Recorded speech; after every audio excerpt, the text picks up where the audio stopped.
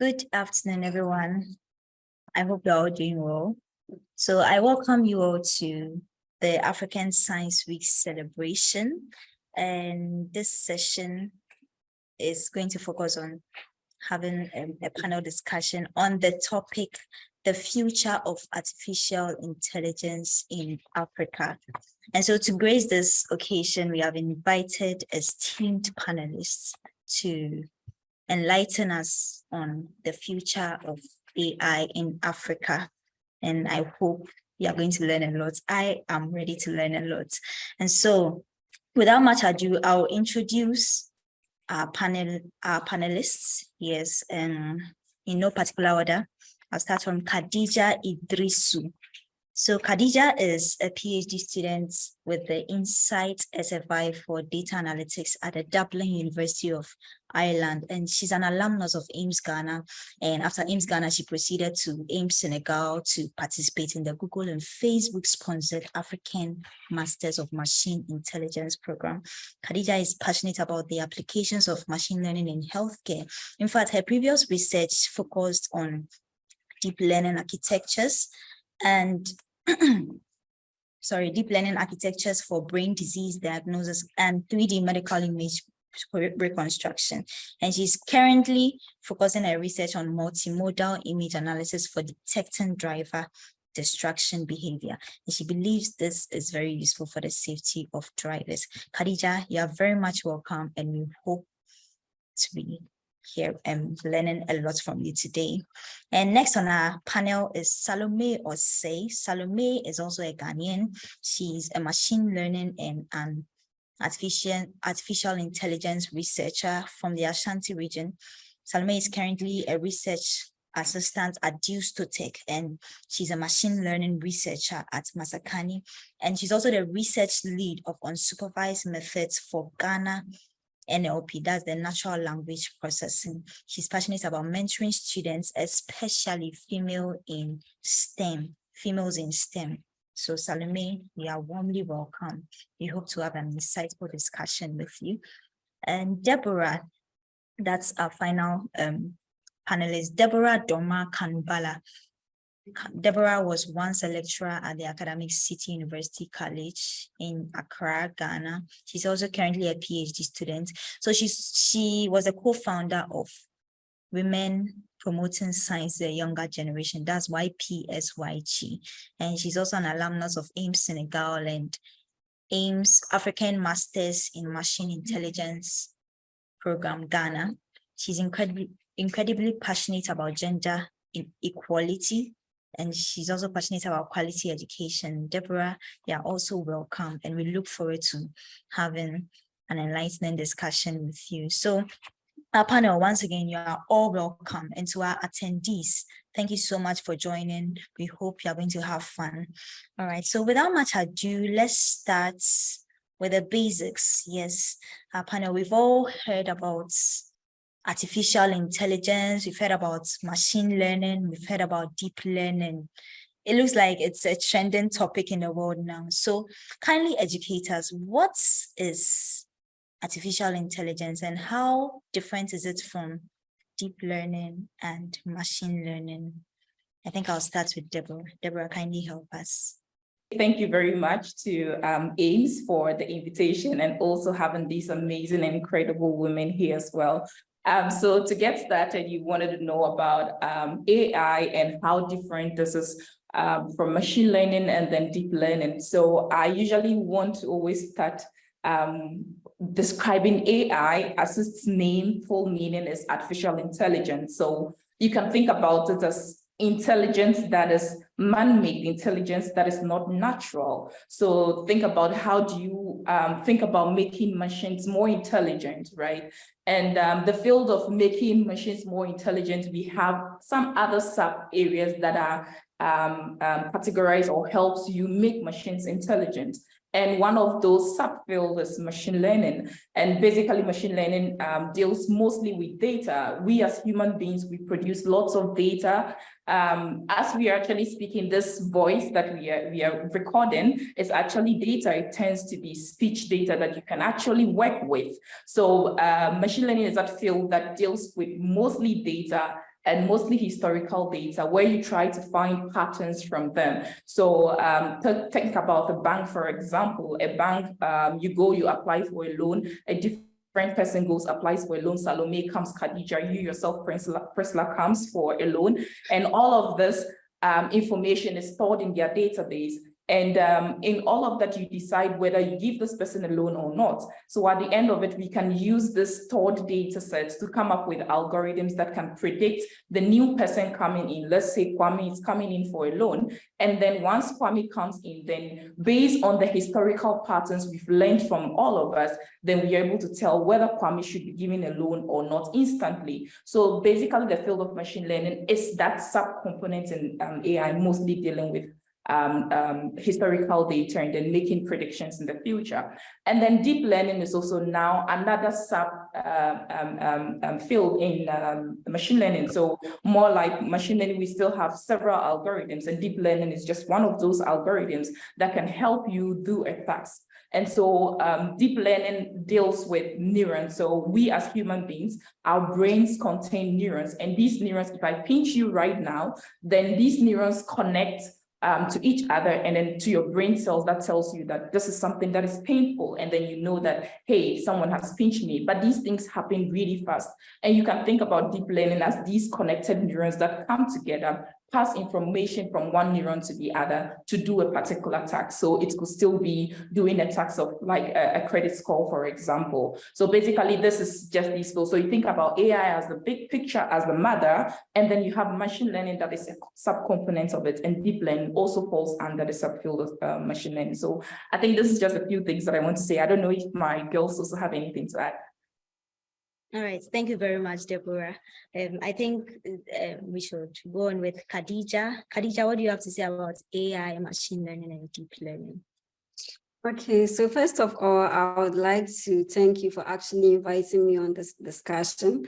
Like Deborah said, we are friends, and it's actually quite exciting to be on this platform, just sharing information with them.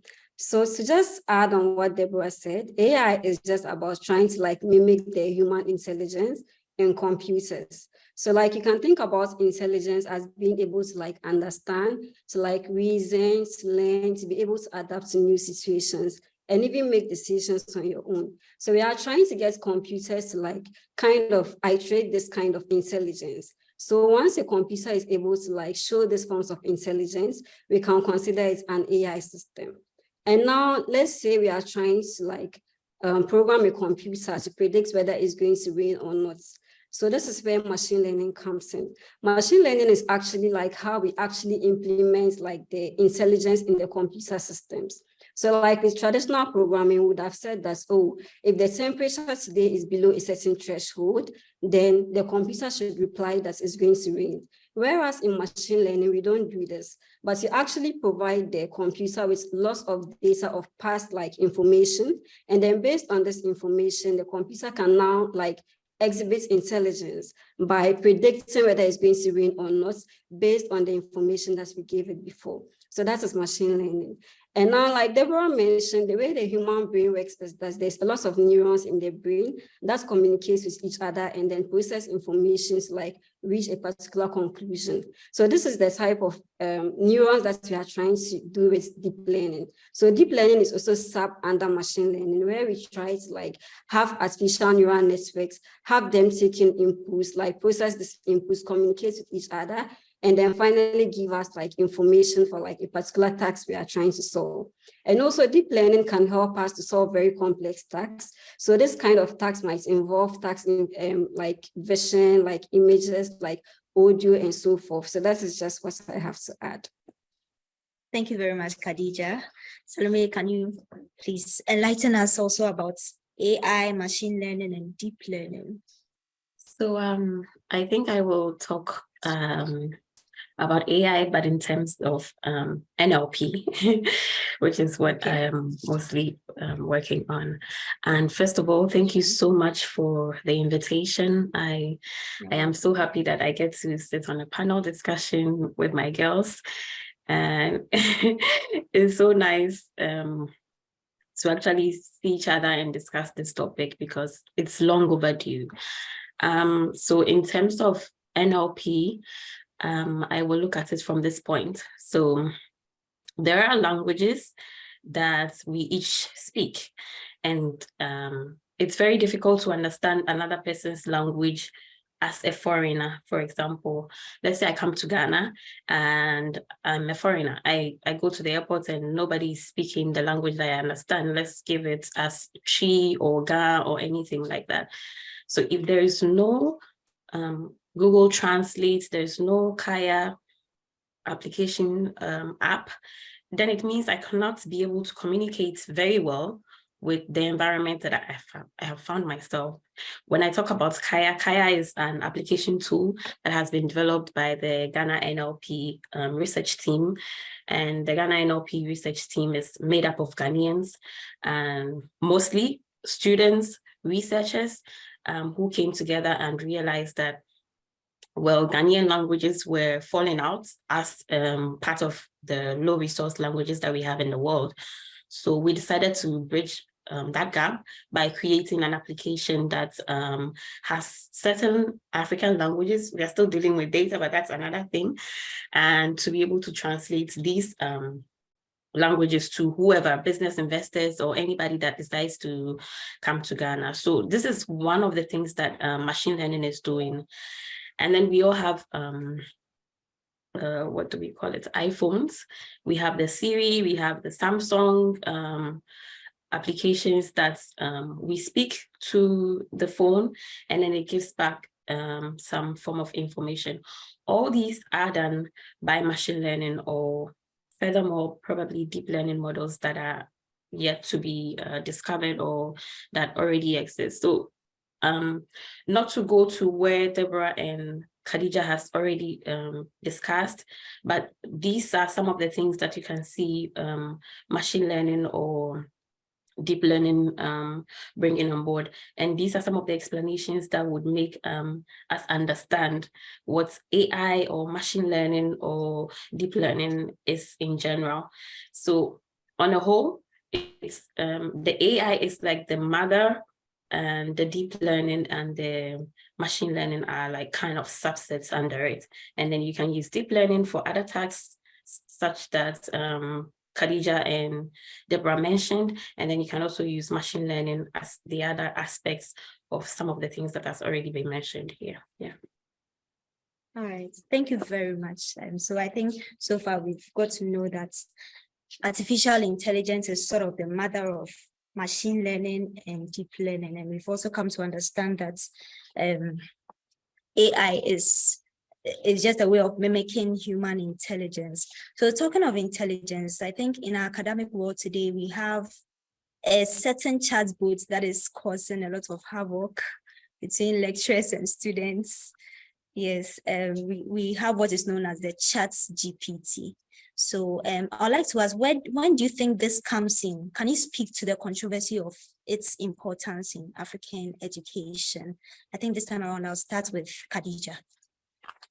Okay, thank you very much for the question. ChatGPT is actually like very interesting, and there has been a lot of controversy about it. So before I proceed, I'll just like to give you context about what ChatGPT is. So like Deborah mentioned, AI has so many subcategories. So we have computer vision, we have natural language processing, and we have so much more. And these subcategories are further like divided further. So like NLP, we can also have like language translation, we can have language models, we can have question and answering systems. So ChatGPT is actually like a question and answering system. And like you said, a chatbot. And what it does is to like provide us with information, provide us with answers to our questions, and like just have like this kind of conversation between ourselves and then this chatbots. Now, the controversy around ChatGPT is a topic that can be considered in various perspectives and considerations. So to consider our own context, like in the African classroom, there are many ethical considerations around this, like students are no longer going to learn. There's not going to be this human-to-human interactions between students and their peers to like solve assignments and like deliberate on complex tasks and like share ideas on how to proceed. But instead, once you have like these questions, you just give them to ChatGPT and you have your answers. And it's amazing how ChatGPT can actually perform a wide variety of tasks, like writing codes, writing personal statements, like it does literally like everything. So that is the ethical considerations around it. And like African classrooms and teachers are very concerned about what this means for the future of our education. But if you look at it from the advantageous points of view, ChatGPT can actually like tailor very specific study plans for individuals. And aside that, it can also like create, like it can explain very complex information in very layman terms. So sometimes you are trying to understand something that was being taught in class, and then you have to flip through several pages, check on the internet to find so many resources to be able to like conclude on it and understand. But once you give this to ChatGPT, it breaks it down to your level of understanding, and then further goes on to provide you with like real world examples that you can actually relate to, and then it can stick in your mind forever. So when we look at ChatGPT in that perspective, it now creates like this kind of unique learning opportunity for students. And it can actually help us to like promote digital literacy and also help prepare students to be ready for the job market. So that's just all I have to say about this topic. And I think Salomey and Deborah would continue.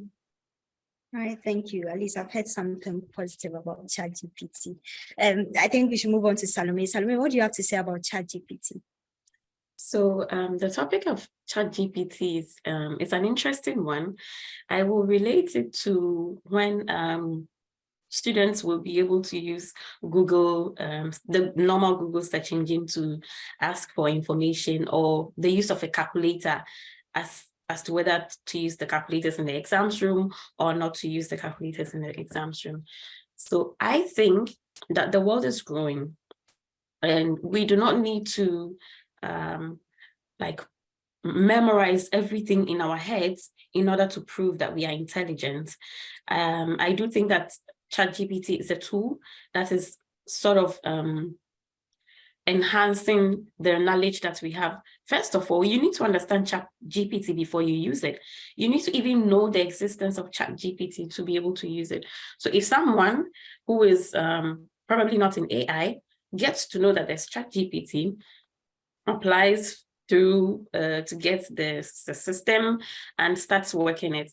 One thing I know about some of these things is to be able to even get the question that you have to solve, to be able to give it to ChatGPT, because it's a machine. It cannot give you the exact thing that you're looking for. So the idea, the knowledge of you knowing exactly what to put in ChatGPT to get what you want is actually another form of knowledge. The bad thing is when you use ChatGPT rawly.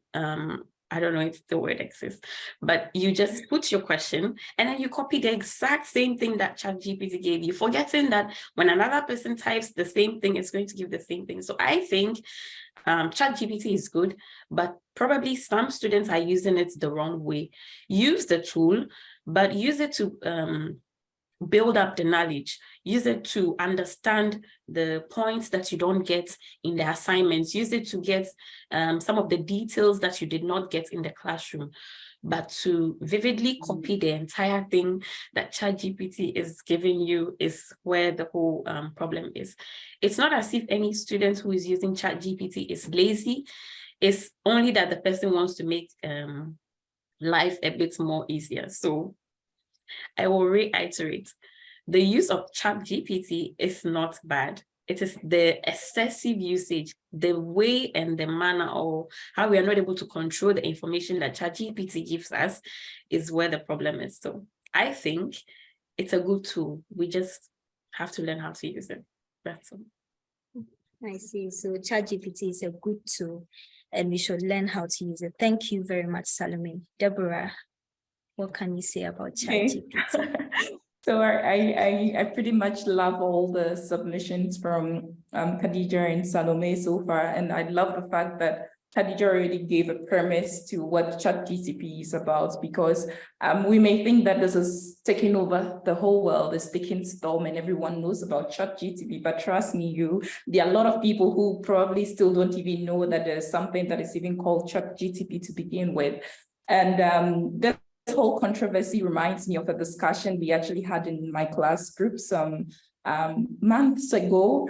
So someone just asked that, hey guys, what do you really think about ChatGPT? Do you think that is good for students? And then there was a series of discussions. So one of my colleagues said that, hey, I think that is bad for students, but it's good for workers because students need to learn to gain knowledge, but workers just need to use it so that they can get work done as soon as possible. And another person also contributed some, so a bit of exchange here and there. And so largely the whole point is that ChatGPT in its essence, people are like, not sure. Is this something that people should actually be using? Is this something that is going to help us actually develop our reasoning, or is actually going to deteriorate our sense of reasoning? But think about it from another angle.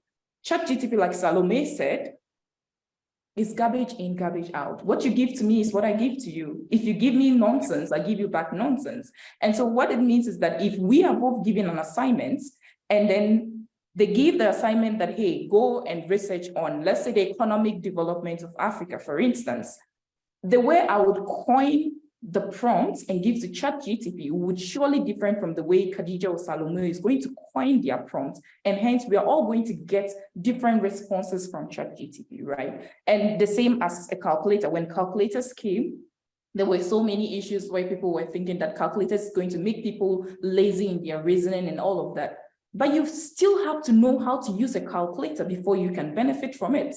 So I think with the immersion of ChatGPT, what it means is that we need to go back to our educational curriculum. We have to look at how we actually teach, how we actually test people, and reevaluate such systems to ensure that students would just not go and give things to ChatGPT and get, but we now need to test the understanding, because that's at the end, that's what we don't necessarily need people to memorize things, right? We need people to understand them so they can do what they can actually apply them to things.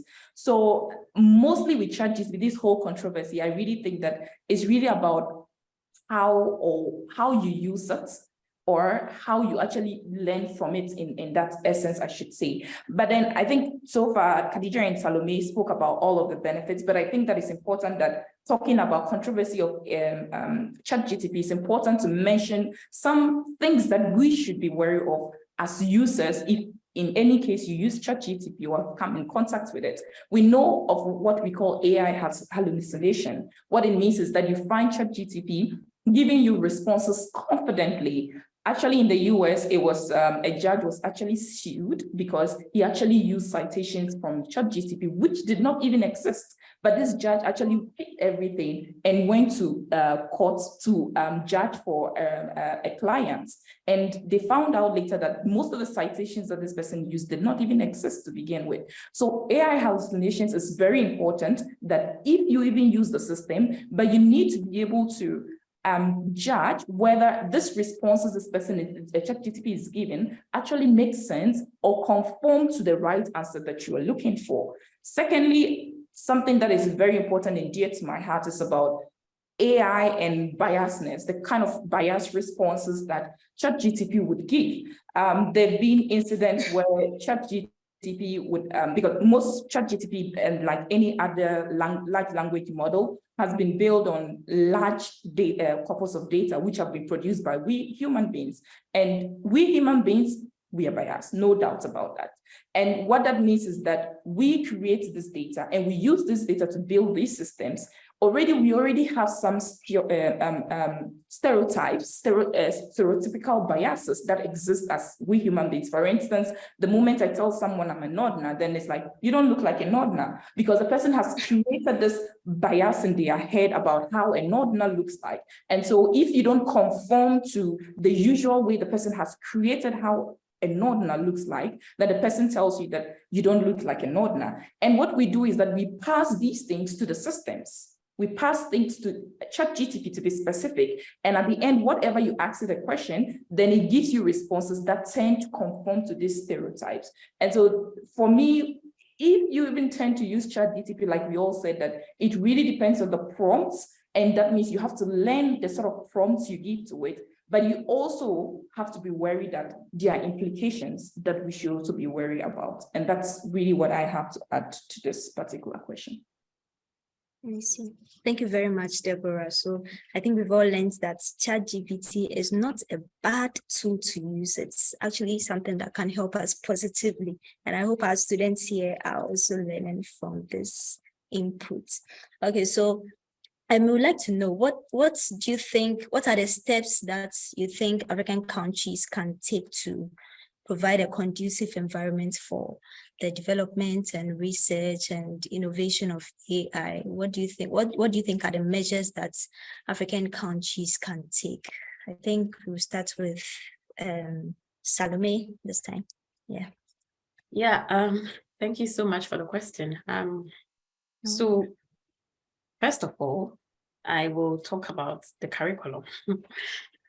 Before I even move to the topic, we need to, as Africans, go back on our curriculum to look at some of the things that we have now, because the world is growing. I don't know as at now if the curriculum of even of Ghana has been revised to include some of the things that are coming up. I do not have that information, but last I know, this is not done. So in that regard, how are we as Africans going to move forward if we keep relying on the previous systems or the previous knowledge, the previous books, the previous resources that we have for education? It's growing, which is why some of us have even had to travel all the way from Ghana to other countries to seek this type of education in the first place. If I wanted to do a PhD that had a title as machine learning itself, would I be able to do it in Ghana? Would I be able to get professors, teachers, lecturers? Would I be able to get someone more experienced in the field to help me in this direction? If yes, then we are okay. If no, then we have a long way to go, because otherwise, how do I excel in this area when I do not have like the background knowledge to actually move forward with this type of research? So in my opinion, we should revisit our curriculum to know exactly what is missing and what is not missing. The other thing I will talk about is funding. Funding is very, very important. Myself, Deborah, Khadija, we share the same kind of story. It took us a very long time and a stressful journey to achieve the kind of things that we have now. And I mean, like, in terms of education. Thankfully, we had the African Institute for Mathematical Sciences. I benefited from the program a lot. Twice, actually. I was in the Ames Cameroon Center, and then I was also in the Ames Ghana Center. This was a pivot for me, because at Ames, I was introduced to lecturers, diverse, who were in AI, because I was in the Masters of Machine Intelligence program, and then mathematics as well. So for me, I was like on the safer side. Now, put me as the pivot. When I even started applying for the next graduate program, it took me a lot of time. It took me tears. It took me rejection letters. It took me a whole bunch of things that I cannot even talk about right now to land the position that I have today. That is someone who already has the background from Ames. Ames is prestigious, like Ames is speaking loud for itself and all that. With that in mind, this is what I had to go through. And it was a stressful journey for me. Deborah can attest to it, because we spoke about this at length. I, at a point, gave up. So let's give it to a Ghanaian who just does not even have the kind of opportunities I had with Ames to go through the process and get a PhD or get a program, get an internship, get a graduate program, get a job in the first place. So this is very, very difficult, because the money is not there. We are not pushing money into our education system. We're not pushing funding into most of the research that we are doing. I was discussing with Deborah about how I have not even heard an award program that's looking for females or Ghanaians in particular who are excelling in AI. if they exist, then I have not even seen it. She was mentioning some to me, which I didn't even know about. So this tells you how much this area has been like not looked at. Aside funding, let's look at mentors, people you can go to talk about your challenges or the area that you want to involve yourself in. And the topic itself is AI. So let's branch into AI. How many of my lecturers can I go to for information about AI, for information about my career path in AI? How many of our universities have AI labs that we can actually benefit from? So computing resources, the knowledge, know-how. So there's, for this topic, there's just a lot of things that we as Africans, specifically Ghanaians, we would have to go back, revisit, to encourage other people. If I get an email from someone saying, I want to be in machine learning, I want to be in AI and stuff like that, guess what? The resources I am sending to these people are resources of other people, of the European, of the Americas. It's hard to even find resources for the African context.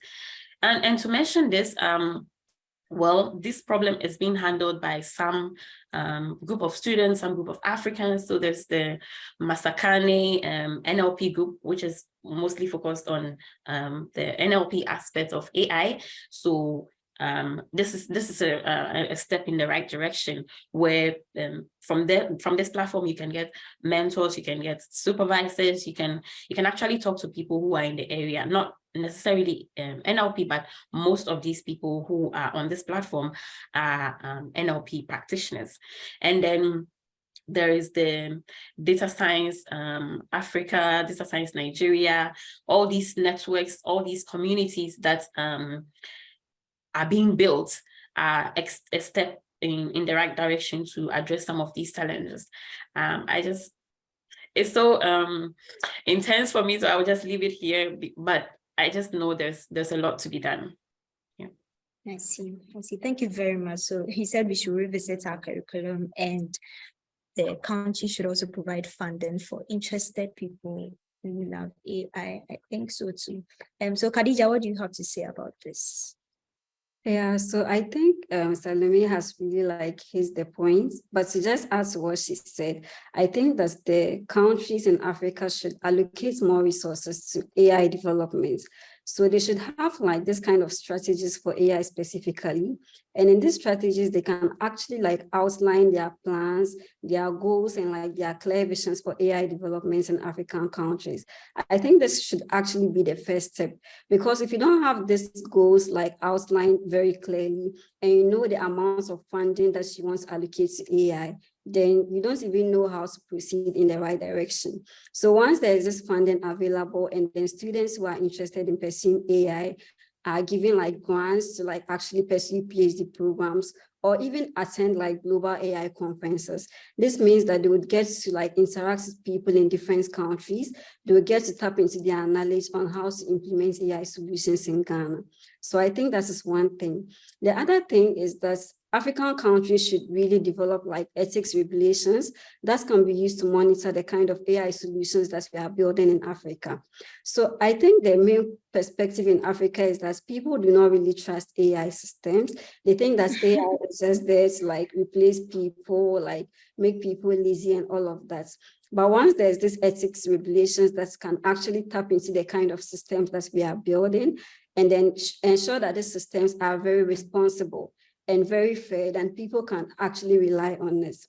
You can see that most other continents like Europe really pay a lot of attention to AI. So for instance, when I first got here, my landlady asked me what I was doing in school, and then I explained to her that I'm doing AI. The next minute, she has bought me a book on AI, and I actually didn't even need that book. But she was like, this is to encourage that you actually learn. And even in Ireland here, there's a lot of organizations that are just funding AI. And these organizations are being funded by the governments of Ireland. And it's like there's so much resources allocated to this that they can actually fund people from different countries and not just people from their countries to actually come and like pursue research for them.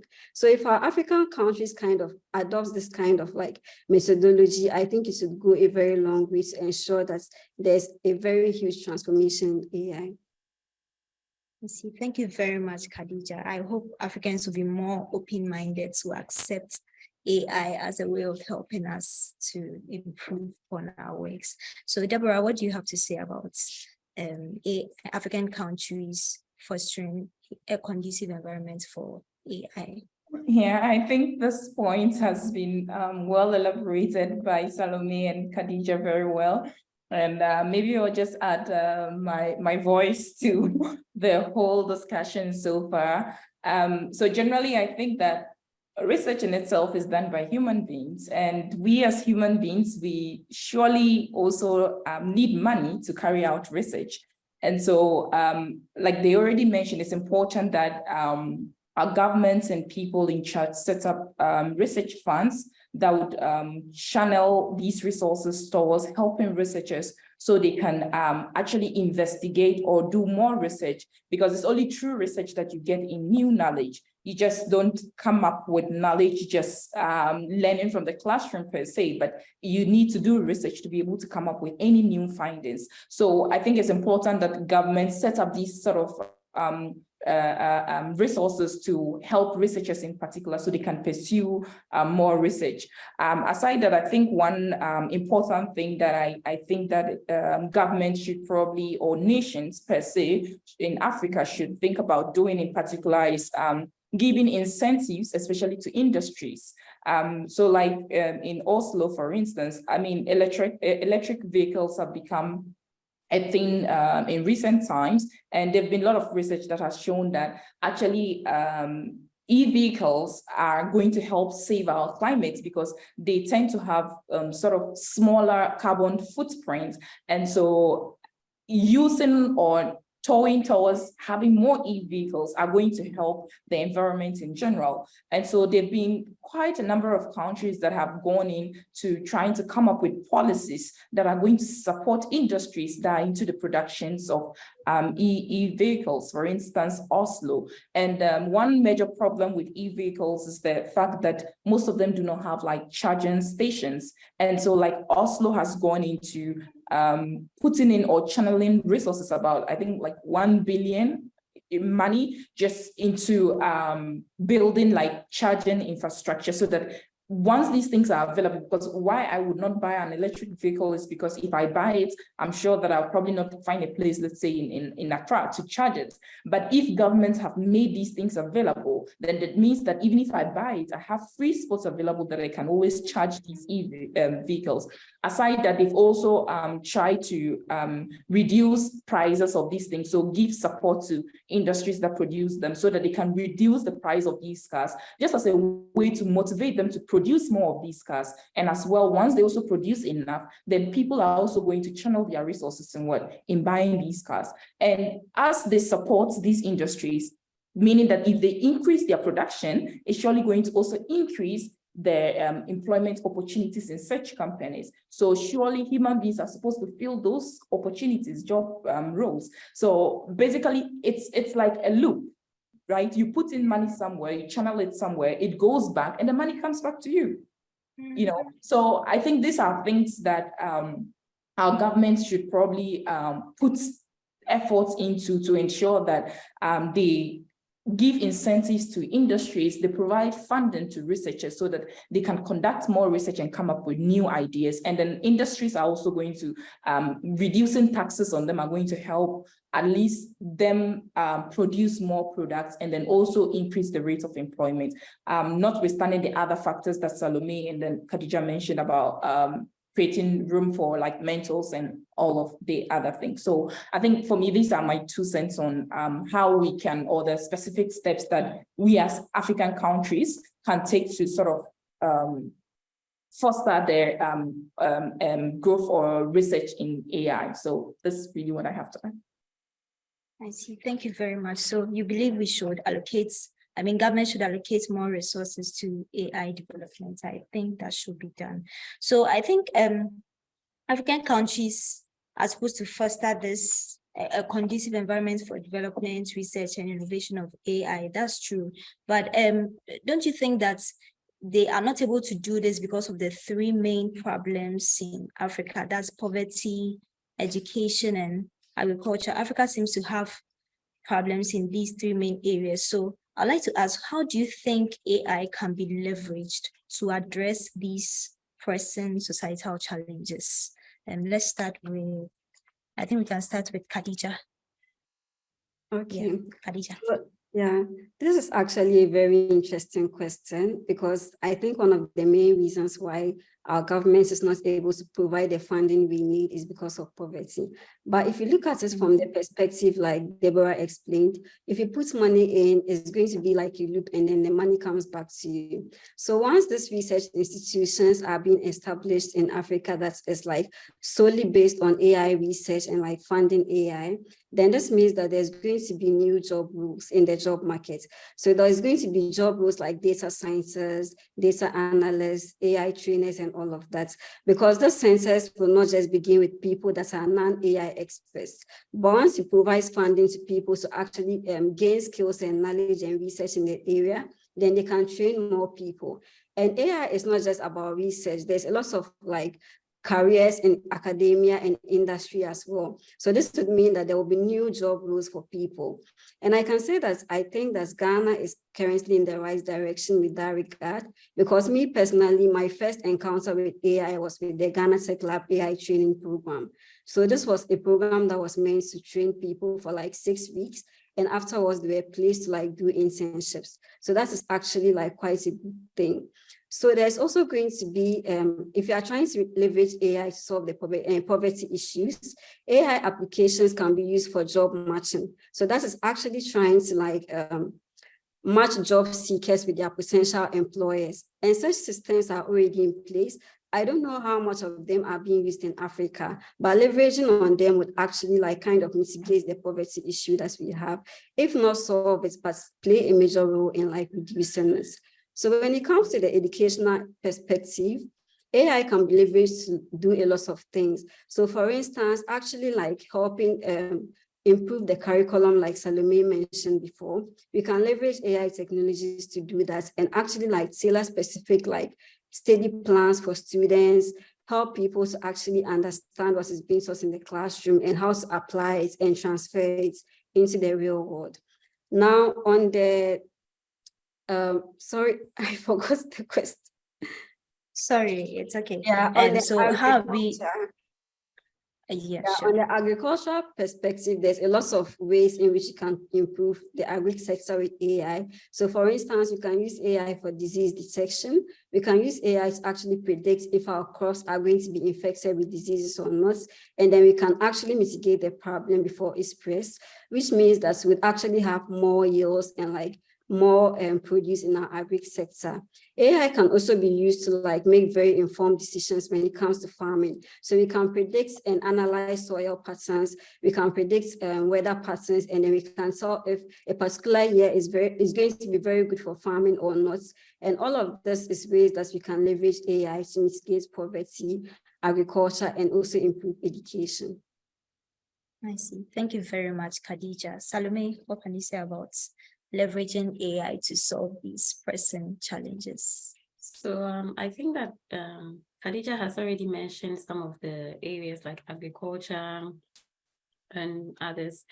I also think that AI can be used for the medical aspects, although it has some controversies and all of that.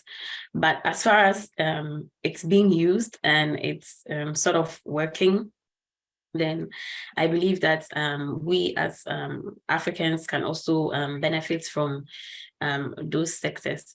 So I think in medicine, it's being used for cancer, disease detection, the medical image scanning and all of those things. And I think that with some of the things that AI can be used for, there are also things that we need to like really look at critically. Like, for example, in terms of the medical thing that we are using it for, since we know that the AI models are not like 100%, I will not sit here and tell you that all of the things that we can leverage it for will not have a bad side. Then again, when I was speaking at the beginning, I spoke about languages, which is mostly centered with NLP. So it's being used for the Siri that we use on our phones. It's being used for translations. It's being used for many other language models, which are helping. And then the bigger thing, you know, ChatGPT. So I think these are some of the things that AI has been used for, and it's being used for, and it's working. I got the opportunity to review some proposals for funding, and it was towards agriculture. And some of the things, or some of the ideas that people were bringing on board to use the funding for in terms of agriculture was immense. They were talking about developing detection materials for diseases of, I think, cassava, some crops, the layouts, how to plant the crops in such a way that they know where to place their crops and where not to, because the land that they were describing had different nutrients that it was bringing, but they were using these type of technologies to detect some of those problems. And for me, I thought that why not? And then also in agriculture, the separation of goods, ripe fruits, unripe fruits. So the importance that AI is bringing is a lot, and if we can look at it more on the positive side and accept it the way it should be accepted, and understand that this is not 100% thing.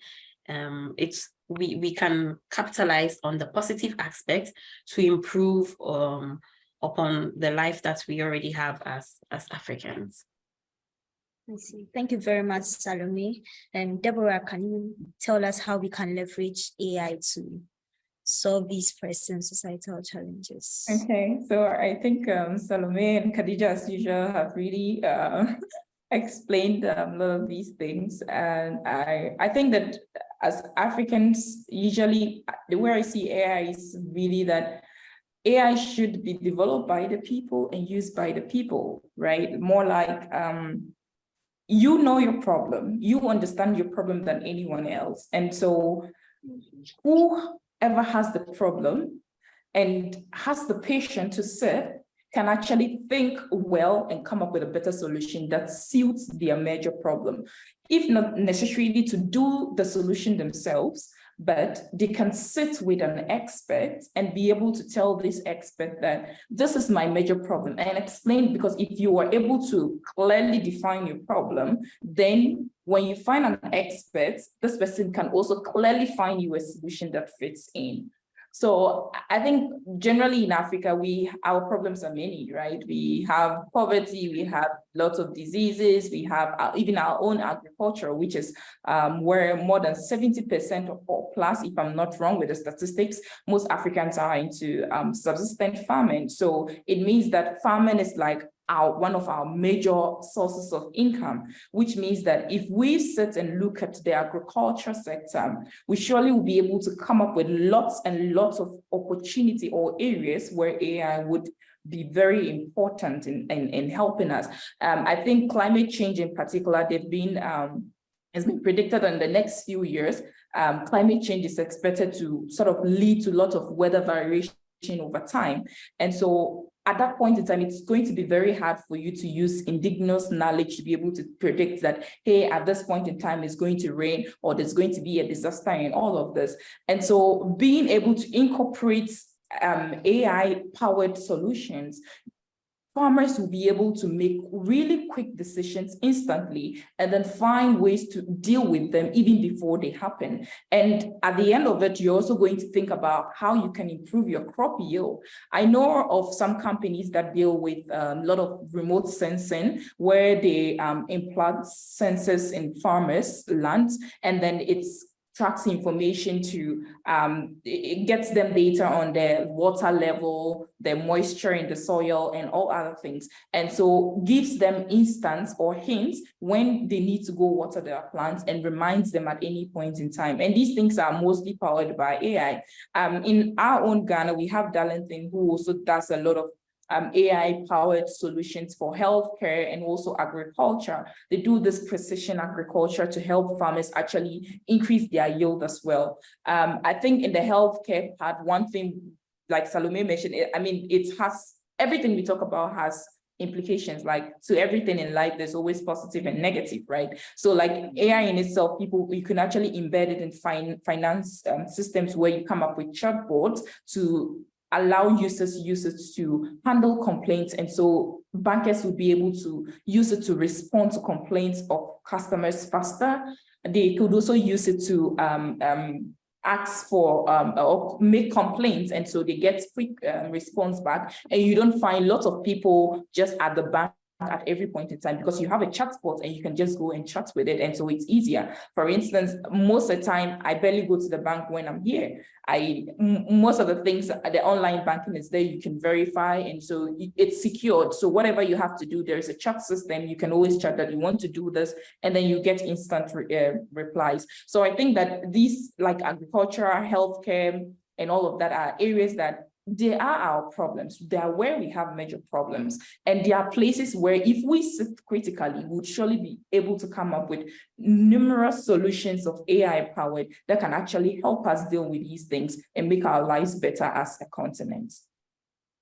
All right, thank you very much. I'm glad there are potential solutions to problems of poverty, education, and agriculture. So I think, Khadija, you talked about using AI applications for job matching and all those things. I want to center on that and ask a general question. So can you, when we adopt these AI methods that you've listed, what do you think the future of job creation in Africa will be? What do you think, how do you think we are going to be able to develop skills in the future of employment of Africa? How is it going to look like? I think, Salomey, you can start for us. Sorry, come again with the question. I heard you mentioned Khadija, so I was. Sorry. I was actually centering the question on what she had said. So the question is, the AI methods that we have listed, when we adapt these methods, how will the future of job creation in Africa look like? How is the future of employment in Africa going to look like? Well, I think that we've spoken about the research side of AI, and we've spoken also about the industrial side of AI. So when we go to the research side, the future will be that assuming we've solved the problem of the curriculums, it's a good point to start. Then we have career goals like research, the research side. So there is faculty positions, there is employment, all in that regard. And then there's also the type of research that is also going to continue the business of AI. Then we come to the industrial side. I think that on this call, we've mentioned so many things, like, for example, the Google AI office in Accra, which is a good place to start. They are doing so many things. So all of these come together as employment. But for the main future of AI, especially for let me talk about in terms of NLP. Well, some of the future is that at the end of the day, that we handle problems like low resourceness in languages. And if I mention low resource languages, these are the languages that you cannot easily translate with the main Google or main application translations that we have. So all these work that goes in to improve upon these aspects that's or the challenges that's being presented are also like the kind of future that we are pushing ourselves into. So there's the fact that we need to continuously improve upon the models that we have already built. We need to continue to improve upon the data collection aspects. So the future is bright, but there's a lots more work to do. But then again, this is quite interesting because something has been started, and I believe that, as Khadija said, we are in the right direction. So yeah, it will all be good in the end. I see. Thank you very much. Deborah, what can you say about this? Hi, Deborah. I think Okay, I think Khadija should talk. Okay, yeah, sorry. My mouse was It's messing okay. with me, I'm sorry. Oh, okay. Sure. Yeah, so about the future of Sorry, work, Khadija. well, I have to be blunt with this. I think that we all agree that yes, people are going to lose their jobs. No doubts about that. The actually jobs that are going to be lost. I think, was it in some years ago, World Economic Forum actually published an article that actually highlights that people are going to lose their jobs, right, by 2027 or something. And as people are losing their jobs, I think about 14 million people would lose their jobs. But again, we're going to have about like 69 million jobs that like would be created, right? So though there's no argument about the fact that jobs will be lost, but new jobs will be created. And then this now comes back to us that how would we prepare ourselves, upskill ourselves, hone our skills such that we can actually fit in those new jobs that will be created? That is the question we should be asking. Even with us who are already into tech, the field evolves each and every day. For the past years, it has always been Python as a programming language, but now we have Jazz. Like everyone is like, oh, have you used it? Blah, blah, blah, blah, blah. So which means that even if you are in the tech field, you need to always be on the lookout, because before you notice in the next 5-10 years, if you still only have your old skills, you'll be out of the job market, just like that. So if you want to always be on top, you always have to up your game and then get informed on what is happening. I think generally, like in the past, you notice, like, for instance, my mom is a teacher and she has been her teacher all her life, right? She hasn't changed jobs or anything. And the skills that she learns from starting to teach, maybe she gained more experience on how to explain things better and all of that, but she's still a teacher. She doesn't need to go back to school to necessarily learn some special skills or that kind of a thing. But with us, it will be very hard in the next few years that if you have the skill of, let's say, an NLP engineer, in 1 year, you are useful. But in the next few years, then they come up with a system that is able to, let's say, create beautiful word embeddings. And so and then do pre-processing, and they think that, hey, I don't think I need an NLP engineer. I need someone who can deploy the system. So you would need to also upskill yourself to fit in that role. So I think that generally the future of work looks very promising. It looks very exciting. I know people are going to be hurt, people who lose their jobs, but I would say that instead of you to wait till you lose your job, get informed, get acquainted to the tech field, get to learn something and be up on your game so that you don't get to lose your job. That's what I have to say. All right, thank you very much. I think I agree with you. We should be able to improve every time. So Khadija, what can you say about this? Okay, so to just add on what Salomey and Deborah said, I think that it's definitely going to be good and bad, but if you look at it from a very good perspective, then the good outweighs the bad. So like Deborah said, we need to like learn new skills. And how do we learn these new skills? ChatGPT is here. There's like other AI language models.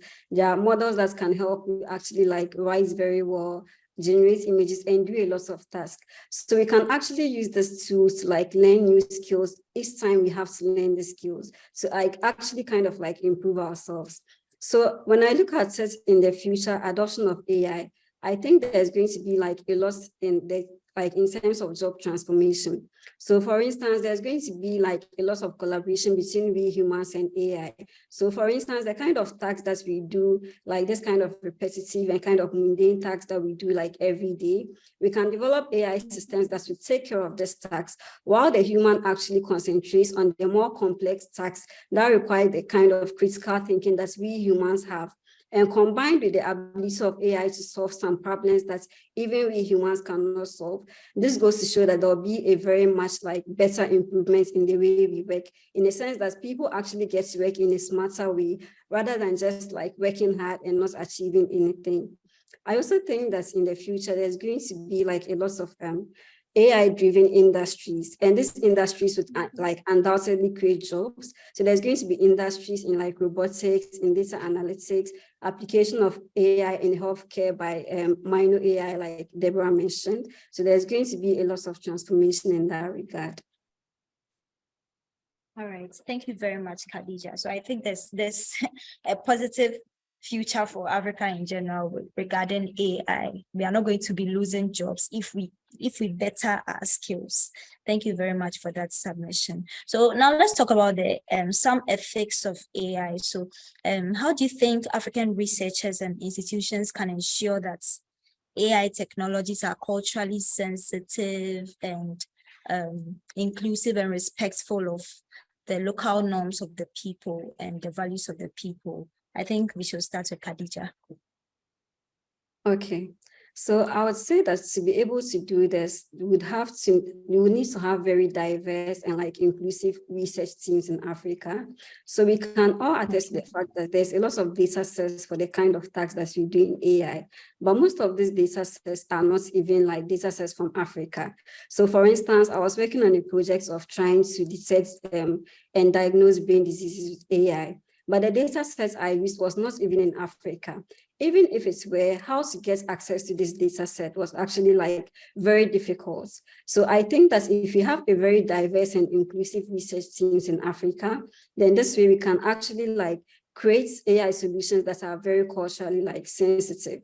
I think that we should also use very local data in whatever we do, in every kind of research we do, be it academia or industry, because this kind of local data actually like involves what we do. So if you go and use data from maybe just one part of Africa, that is not like very representative of every other part of Africa, then we end up creating like very biased systems.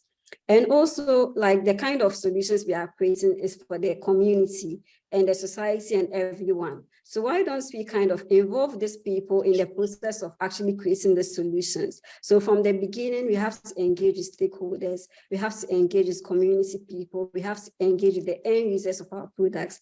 That's where we can gain their perspectives on their, like the actual problems they are facing. And then we can tailor this kind of solutions that we are developing to actually suit their needs, and not just like create solutions that we think would benefit them, but actually solutions that they are going to use in their day-to-day lives. Also, I think that we need to kind of like promote this kind of awareness on what AI can do. So in Africa, like I mentioned before, most people have this sort of misconception. But once we engage our community and our society on the solutions we are creating, we actually get them to participate in it. And that's where there's this kind of like awareness of what we are doing. And once our solutions are developed, then they can actually rely on this. And I think that is the way for it to go with this. All right, thank you very much. So we should use local data. All right, Deborah, what can you tell us something about how we can make AI culturally sensitive and inclusive? Okay, yeah, thanks for the question. So I should say that this is a very broad field and even an ongoing discussion when it comes to AI, dealing with whether it's culturally sensitive, whether you want it to be inclusive, respectful, fair, and all of that, even in out here. And it's actually something that I'm very passionate about, and that's what my research is focused on how we can develop systems that do not tend to perpetuate existing biases in our society, right? And this whole field is, because of this, they set up a conference called FACT, which deals with fairness, accountability, transparency, to ensure that researchers have a venue where they meet and discuss different ideas on how we can ensure that systems that we develop as AI practitioners are actually reliable and trustworthy, right?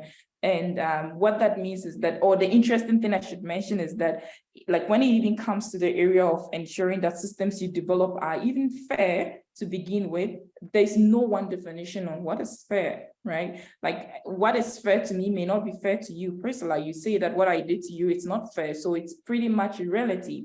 And so it makes the whole field very more like complicated to actually come up with something that is going to be acceptable by all, because we all have different reactions or see things differently from different angles.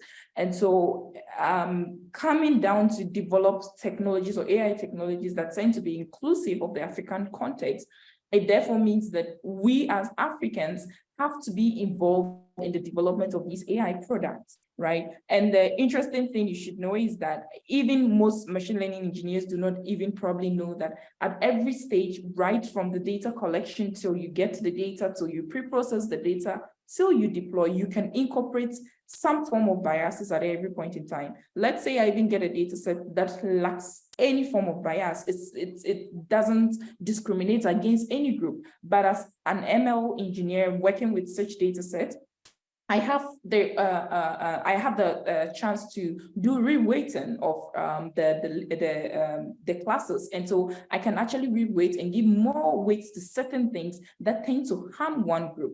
And for instance, most ML engineers don't even tend to focus on how is the algorithm performing across groups, because for them, they are focused on the accuracy. And so once they get a good accuracy, then that ends it. They have a good model, they go out there, they deploy it. Whether it's hurting other people, no one pays attention. And that's because you do not have a diverse team of people who are on the ML development team to tell you that, hey, this model you were building, actually, have you noticed that it's actually affecting me negatively as a Black woman, or as let's say, an African or anything, right? So basically, we need to come up with systems that are diverse to ensure that we get diverse views from different people, right? So that we can try to incorporate them in the development of the ML pipeline. Secondly, we need to also think about how we can actually collaborate with people in what they call now STEM,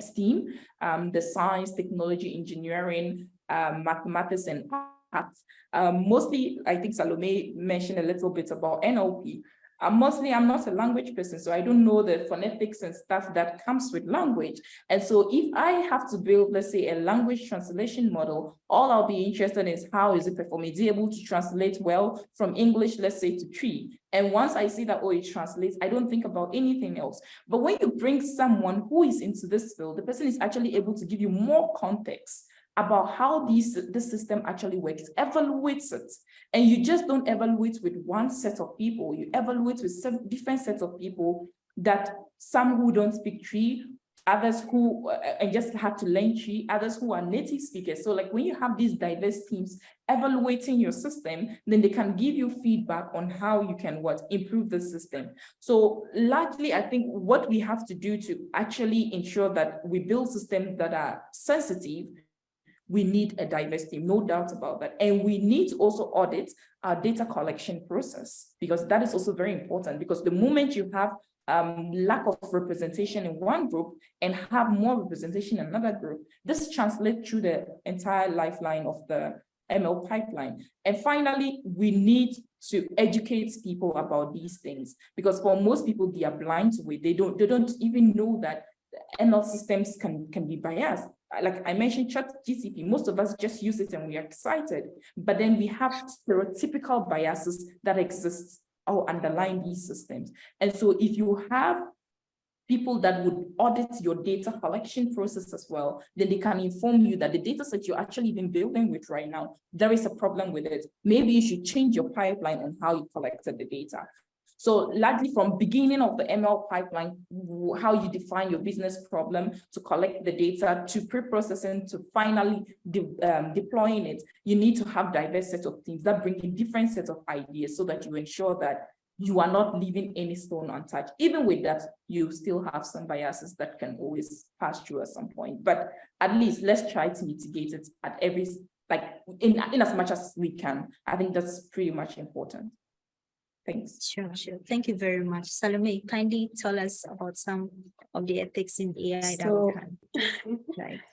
I think that Deborah, Khadija has already said a lot, but I'm just going to add a few pointers. So there is no doubt that the AI-powered translation softwares and all these tools has made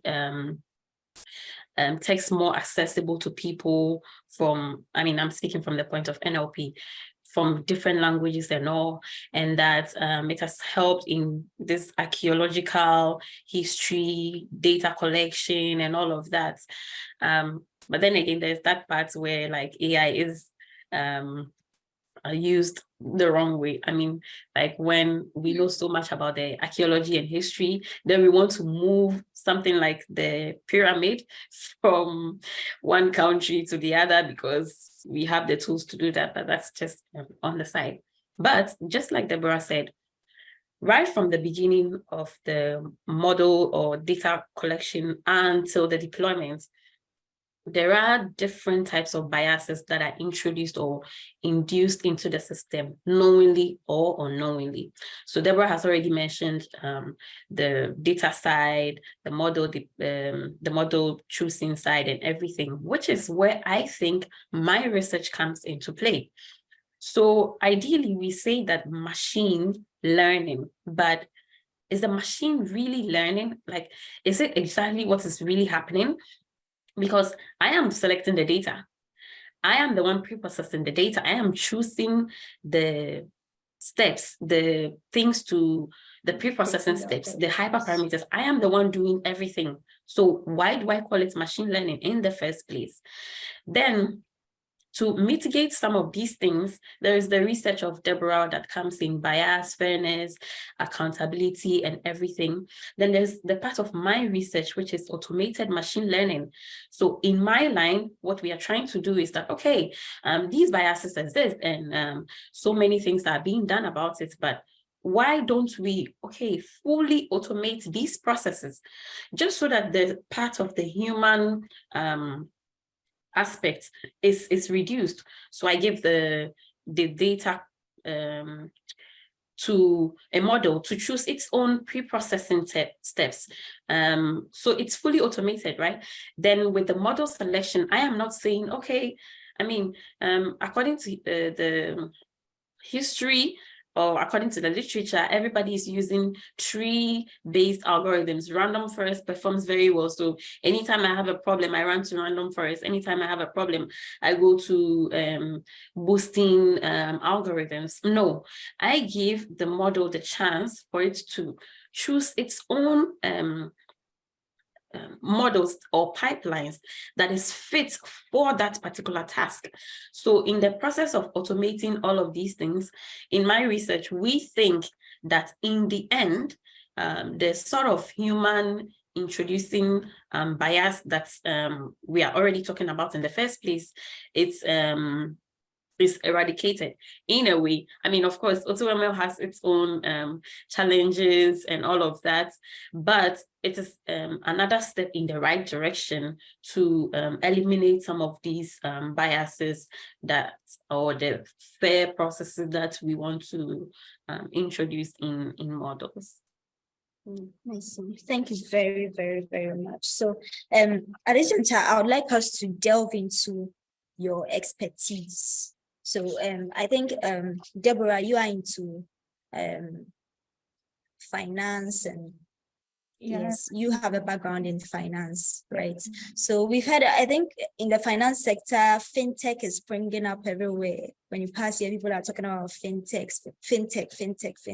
So can you tell us, is this the next big thing in Africa? Is this the next big thing to change Africa? And how is fintech helping develop African countries? What are the AIs connected to fintech? How is it helping? Okay, yeah, I mean, that's a very valid question. And I should say that, first of all, fintechs in essence tend to help us fill in the gaps for between, let's say, banks and SMEs, or let's say individuals, right? They serve as like intermediaries, because it's easier for you to maybe make or go to fintech to request for, sorry for the best, to go for a soft loan, and at least to help pushing you to undertake certain businesses and all of that. And so fintech actually just helps these SMEs to obtain funding, right, so that they can operate and upscale their businesses.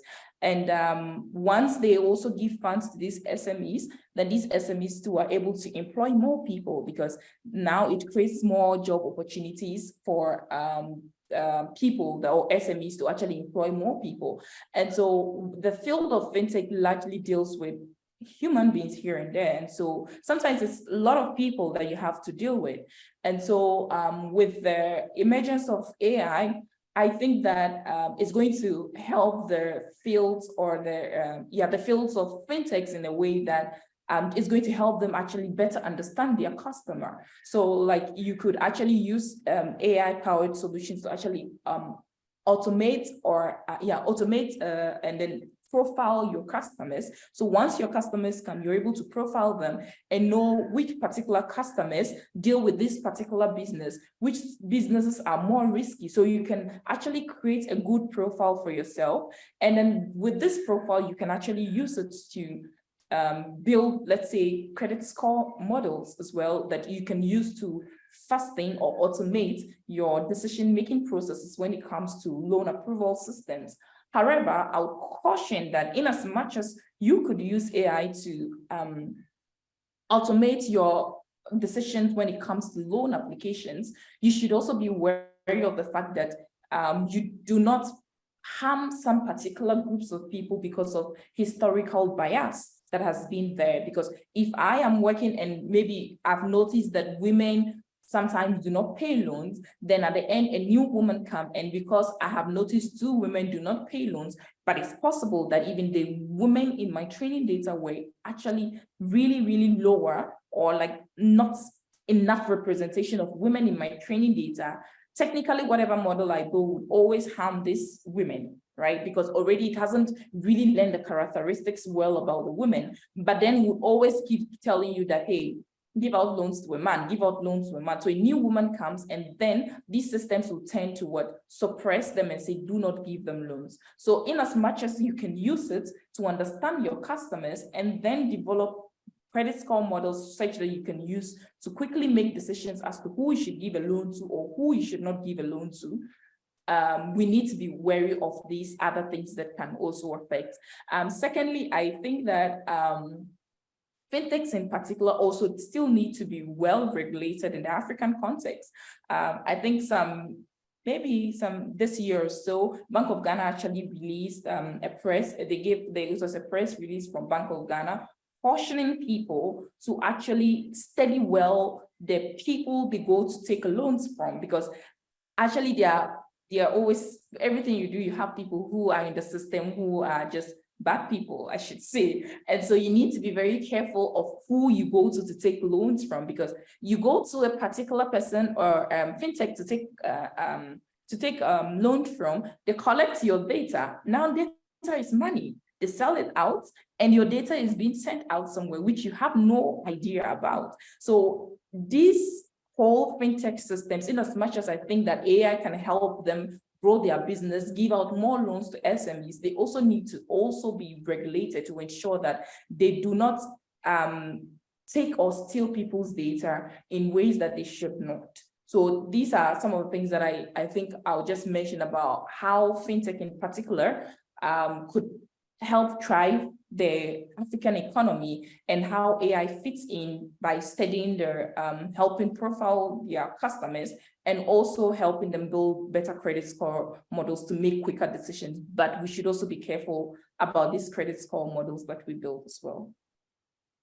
All right, thank you very much for enlightening us on fintech. So Khadija, you have focused your research in the healthcare sector. So can you tell us what are some of the challenges you have identified in the health sector in Africa, and how do you think AI can be used to leverage these challenges? Okay, so as someone who has visited the hospital like quite frequently, like we can all attest to the fact that there's a very high patients per doctor ratio in our public institutions. So sometimes you go to the hospital and there's like very long queues to even like get consultation with the doctor. So this is just like one of the main issues in the health sector. But the other one too is that we can all attest to the fact that most deaths in the hospital is usually from like non-communicable and communicable diseases. So for instance, someone has a very contagious skin disease and the person has to take a bus transport to the hospital. How sure are we that the person hasn't even transferred it to people on their way to the hospital? And once you get to the hospital, you have to stand in long queues before you actually like get consultation with the doctor. So this is just like a few of the problems that we have in our public institutions. And I believe that with AI, we can actually automate a lot of processes. And if you're able to do this, then this means that the burdens on our doctors are like kind of minimized. Also, we can like adopt AI in the health sector in so many ways. Like, let's say, for instance, in disease detection, we can use AI as kind of like actually diagnose like very diseases that are not that are very contagious. So instead of people actually moving to the hospitals, they can just sit at home, get drug recommendations, and then it's kind of contained. We can also use AI to kind of like predict disease outbreaks. So let's say when there was COVID, there was an AI institution that was able to like kind of predict that there would be like new variants of COVID and then people should protect themselves and everything.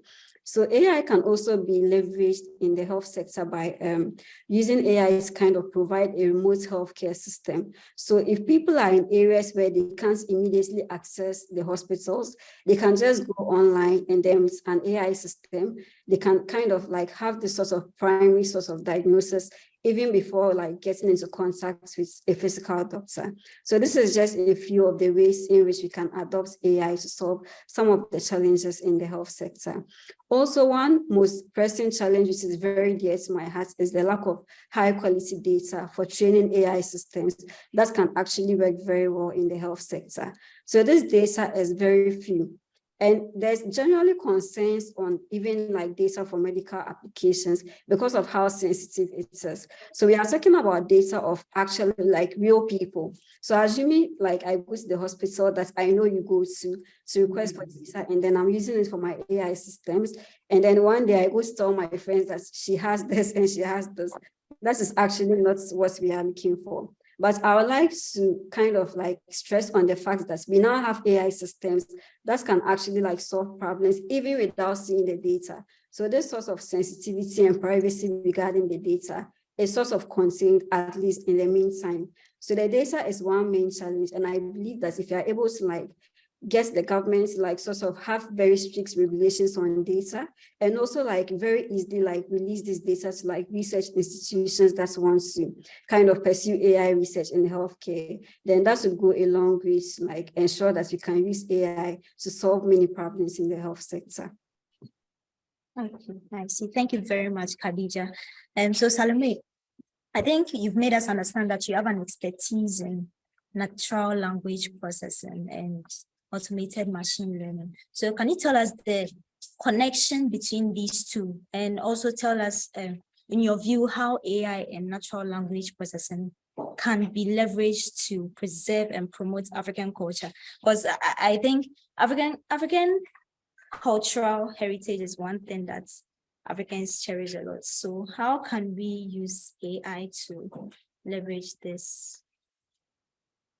So first of all, for sake of context, automated machine learning is the field of AI that seeks to automate the entire process of the machine learning, from data pre-processing to models, selection to deployment and everything. So research that is towards developing some of these methods, and I can mention a few of them. There's auto-scaling, there's H2. So mostly some of these works are company-based and maybe research lab-based researchers towards that direction. And then NLP, as I already said, is dealing with the languages, the speech, the text, and every other thing that has to do with like human communication with the computer. So how does AutoML and NLP connect? Well, since NLP, it's already a machine learning system, from the text generation to the model to everything, AutoML can help to automate all of these processes. Now, as to how, what's the question again? How So how NLP and AI can be used to leverage and preserve African heritage? Cultural heritage. Nowadays, the use of AI-powered translation softwares for historical documents, inscriptions, text. As we know, the text language that we have right now have so many variants. And example, let's use Chi or Ga. There are certain inscriptions or symbols that I don't know if they are alphabets or they are characters or they are whatever that it is. And then they don't exist in the keyboard that we kind of have right now. So with these, all of these problems, AI is helping with the inscriptions. Let's take the Ethiopian language. I think the name is Amharic. It has some special characters, and so NLP, AI-driven NLP models are helping to preserve some of these inscriptions and all. And then another exciting thing is the ability for it to preserve our cultural heritage and then analyze our data patterns and trends. Historical data is something that's mostly like researchers are not able to coin or put together very well, because of course they are their history, and the least thing you do, you can offend someone. You can automatically say something that you're not supposed to say for a culture or for a country or for somebody's heritage. So, and that's the part that the bias of the human would come in. But with these AI-driven models, we can actually help to like study these patterns, know the trends in order not to offend anybody. So, well, these are some of the ways that NLP is helping to mitigate the problems in that direction of historical and heritage preservation. Right, thank you. Thank you very much. So that was it for automated machine learning and natural language processing. So the discussion is almost coming to a close. So I would like each of the panelists to kind of wrap up what you can say in general about your area of expertise. If you think more people should come into it, what would you like to tell your audience? I think we should start with, who should I start with? Okay, alphabetical order, Deborah. Deborah, let me start with you. Don't let me feel bad that my name starts with a D right now. Anyway, so just to, maybe I think we already mentioned this, but just to reiterate, so I work in the field of developing fair machine learning algorithms. So likely whenever I say actually fairness, then people are like, huh, finance? Oh, you said fairness. So what I mean is fair, being fair is basically because we work with data as human beings, and the data is produced from us as people. And like I mentioned earlier, we as human beings ourselves tend to be biased. And when this whole field of AI or technology started, our main, sometimes some arguments is that if you decide to build a model or a system such that you do not have human contact, then we feel that these systems do not have any form of bias, since they are independent, they don't have any feelings, so they can make decisions as they are. But the problem here is that before we can make the system to make decisions, we needed to give it some data and train it to learn from this historical data. And since we are the ones also producing the data and we give it to it, what it does with it is that it only tends to perpetuate the already existing bias in our society, if not even more. Currently, there's been lots of work on generative models. So like, I think maybe if you have seen this stable diffusion, like mostly like images. So it's more like a type of GANs where you study distributions and then come up with let's say able to generate different form of images. So I've been seeing them on Twitter. They have different websites that you can actually go and then maybe say that a flower and then it generates for you. So there was a paper published, we're just discussing it some other day from Bloomberg, that actually indicated that most of the generative AI systems are actually causing more bias than we think. And it's really a beautiful blog, because in the blog, they just say that generates an image of, let's say, a criminal. And you would be surprised on the images it generates. It generates images with men with beard, black men and stuff, because in our society already, we have it in our mentality that people like this should be scared. Even in us in Ghana, we have this mentality that once you say that you are from the north or you're from Volta region, there's some stereotypes that go along with people from these particular areas.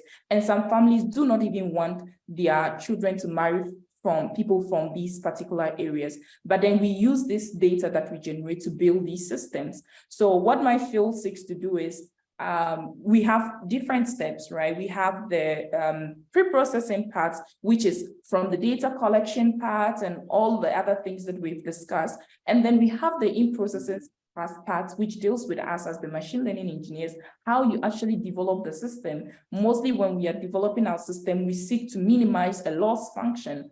So I want to determine who will pay back credit and who will not pay back credit. So it's a loss function. I come up with a model and then I have my actual target. I try to minimize this. So, but trying to minimize this, there are things that you can actually change to either increase or decrease your performance. And those are the pre-processing part of this. And we have the post-processing. Once you deploy the model, you give it to people to test, people use it, and then whatever information they give back to the system serves as feedback that comes back into the system. So it's a whole loop that has been put in chunks. So my research mostly focused on the pre-processing part of it, where we are dealing mostly with, okay, you have a loss function, you want to minimize this. How do we modify such things to ensure that it accounts for fairness, that such that it's not because of your association of, let's say, belonging to a particular race or the fact that you are female, then the decision that you should have been given a loan tends to say that, no, you shouldn't be given a loan because you're male or you're female. So my research mostly deals with how can we build systems that would be fair and do not discriminate against people, whether it's because of your color, your gender, whatever it is, no matter the sensitive attribute, it shouldn't discriminate. So that's what my research is focused on. So if you are interested in actually building systems that do not just perform well, but ensure that they do not hurt any group of people, then probably I'm happy to discuss with you. Maybe we can come up with some really pretty cool ideas. Yeah, thank you. All right. Thank you very much, Deborah. So Salomey, can you tell us something by wrapping up? Well, currently I'm working on automated machine learning, as I already explained. We seek to kind of automate the entire process of machine learning. And then also, but most importantly, so that non-experts can be able to use machine learning. So all you need to do is just give the data to your to the AutoML model, and then everything is done for you. So you don't even have to know machine learning. Why? Because nowadays the experts in the field are very hard to come by, because there's no funding, there's no money. So like once anybody can use machine learning, then it's actually a good thing. And then it will bring us back to why we say you need to keep learning to catch up. Like it's a whole lot of field. It's stressful, because when ChatGPT comes, everybody needs to run and update themselves about ChatGPT. When another thing comes, you need to run and update yourself about ChatGPT or whatever that has come. So in that regard, if all these systems that we are building are being automated, then I wouldn't have to go all the way to know exactly what is happening. Although you have to have some knowledge about what you're doing, but as a non-expert, you would be able to use some of those tools, which is what my research is doing. The other side of the things that I do is NLP. So we have identified that there are several languages in Africa. I mean, if I take, for example, where I am, they're only speaking the language that they know, maybe 2 or 3 languages. It's even more. Most European, Canada, US, basically 1 language or 2. So count all of these countries and then strike it against Ghana. How many languages does Ghana have? How many languages does Nigeria have? Africans have so many languages, but type any language that you know online and see if you would find information about that language, or you would even get a translation for that language. So it means that our language as Africans are low resourced. There's nothing. All we know, or the data even that we are talking about, most of these data is English or French. So you need to take, if you want to do something in an African setting, you need to take the English version or the French version, pay annotators, pay translators, in order to be able to get data to do or build models for an African context, which is sad. Because why? And the fact that we don't even have enough practitioners in AI from Africa is quite not impressive. How do we move? Number 1, we don't have researchers. Number 2, we don't have the funding. And also, we don't even have data for our languages. So which is why the few Africans who are skilled with NLP would want to tackle some of these problems, or to help mitigate some of these issues. So if anyone is interested in this type of agenda, of course, since this is a Ghanaian setting, I know that there are more Ghanaians here. I am using this opportunity to advertise Ghana Natural Language Processing, Ghana NLP. Just type Ghana NLP in the Google search, and then join the movement if you're interested in NLP. Our goal is to put Ghanaian languages on the map of NLP, and also we have expanded into entering into Nigerian languages and all. And if you are in general, an African, you can also try joining the Masakani NLP research group, where we tackle different African problems in AI. We are doing and building speech language models. We are helping most of the time gathering enough data for researchers. Fundings come in from other entities, from Lacuna. Thank them so much, because they've been very helpful with the research, and other research funding organizations who have helped to actually bring the dream of the NLP to light, especially in the context of Africa. So if you want, you can type just Masakani or Ghana NLP to join this type of movement. Otherwise, back to my own research as a PhD student, you can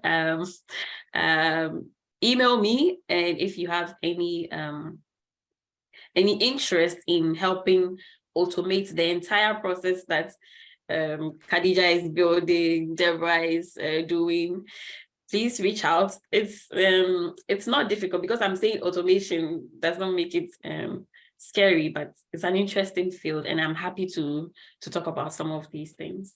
And feel free to reach out on LinkedIn or any of my social media platforms. Let's get connected. Let's start discussing about how to help AI in the context of Africa. Thank you. Sure. Thank you very much. So I think after Khadija has finished giving her submission, you will share your social media handles with us, and then we take some 1 or 2 questions from the audience. So Khadija, kindly tell us about your research. Okay, so my research is mainly in the applications of machine learning in healthcare, and mostly in computer vision. So I don't work much with NLP and others, but I just work with images and how we can use the current data that we have to actually improve the health sector. So previous research I have done is mostly in the area of like brain research, trying to like diagnose brain diseases. This is something that has been a problem in the health sector for decades. And now we are able to like generate and like build AI solutions that we can use to make this task more easier. Now, everybody has to be fit before they can even work. And I've had several experiences with that. And this is why I'm very passionate about any sort of research that is related to machine learning in the healthcare system. So my current research now is trying to detect if a driver is distracted or not. And this form of distractions might be trying to like estimate the attention level from their brain activities, trying to tell if the driver is like very tired or if they are drowsy. So if you are able to detect this very early and then prompts the driver to like perform a certain sort of action, then we actually like help save their lives and the lives of other people that might be lost when there's an accident. So that is what I am doing currently.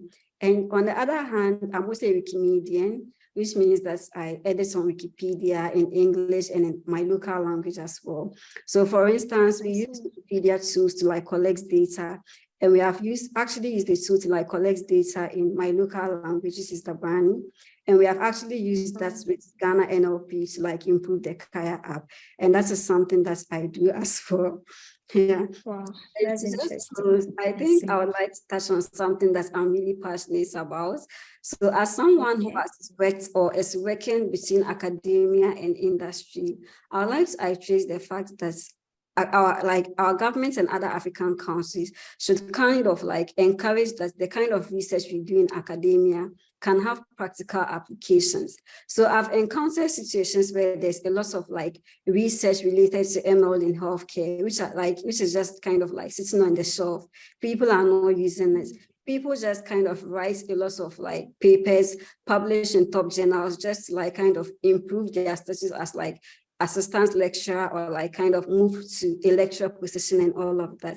So I believe that if our African countries can kind of like encourage that the kind of research we do would have an impact on the society and kind of like align it with industry perspectives, then that will go a long way to kind of like revolutionize like AI in Africa. And with this, I think I'll end with that.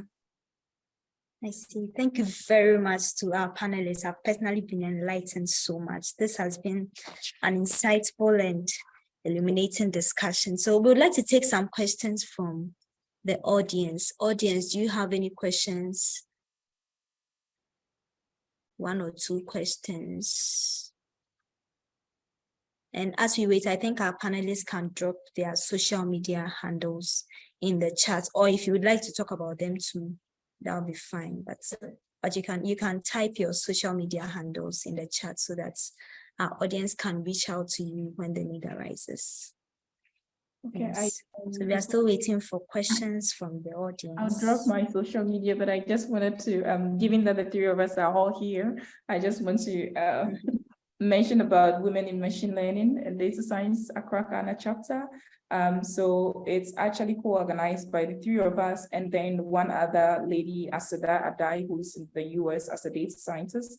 So the Women in Machine Learning and Data Science Accra Ghana chapter We organize monthly meetups, and we have a resource person who comes to explain a topic in ML. So if you are looking for a community where you can actually belong to, ask questions and learn and grow your machine learning and data science skills, then I think you should probably consider joining the Women in Machine Learning and Data Science Accra Ghana chapter. So that's what I wanted to probably just mention. So yeah, maybe we can put. Thank you very much. As well.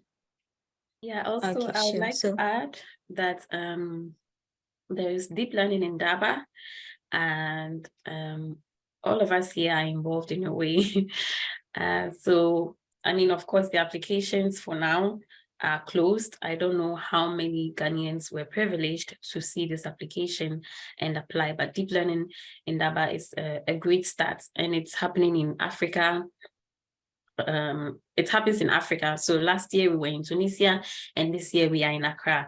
So unfortunately, the applications have closed. So what I'm saying is not that you go to the website to apply, but look out at deep learning in Daba on the Google search, and then you can follow, join the communities of in Daba, and then attend some of the workshops or conferences that the deep learning in Daba has. For now, it's a bit too late, but it's happening in Accra, Ghana. So in September, just 2 months. All right. Thank you very, very much to our panelists. I think our panelists have dropped the links on our chats, and yes, and the questions on our chats.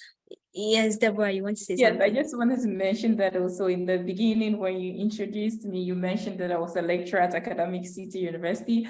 I wanted to correct that. I'm currently no longer lecturing there. I'm just a PhD student at university. I used to lecture there and still have some connections there, but I no longer lecture there, just to correct. Okay. Thanks for the correction. All right. So I think we've come to the end of our discussion. It's been insightful for me. I don't know about our panelists, but I don't know about our audience, but I think most of us have learned a lot, ranging from what AI is to what machine learning and deep learning is, and how they are interconnected, and how the AI methods can be adapted to solve most of the problems in Africa. Hoping that we will all get in touch later someday. Yes, but for now, I think we'll have to say goodbye. Thank you so much for coming. Thank you so much for having us. And I actually enjoyed the discussion. And thanks also to Salomey and Khadija also for the very insightful discussion. I enjoyed every bit of it. Sure. Thank you so much, my girls. Thank you. Have a nice evening. Okay. Bye.